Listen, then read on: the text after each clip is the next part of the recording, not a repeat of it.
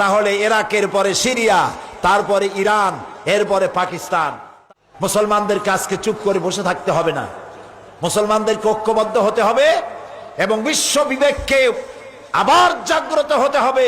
এই পশু শক্তির বিরুদ্ধে ইরাকের উপর থেকে দখলদার সৈন্য তাদেরকে উঠায় দেওয়ার জন্য সারা দুনিয়ার মানুষের চাপ সৃষ্টি করা এখনই প্রয়োজন।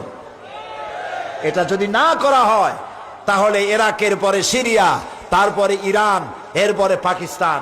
তার দৃষ্টিতে, আমেরিকার দৃষ্টিতে পৃথিবীর সব মুসলমানেরা সন্ত্রাসী, আর শ্যারন নাকি শান্তির পায়রা। শ্যারনরে চিনছেন? শ্যারনকে ইসরায়েলের প্রধানমন্ত্রী, শ্যারন নাকি শান্তির পায়রা বলেছে কে? ওইটার নাম আমি নিলাম না। এ নাকি শান্তির পায়রা। তা আমি বলেছি শ্যারন যদি হয় শান্তির পায়রা, তাহলে বিশ্বে অশান্তির শকুন কে?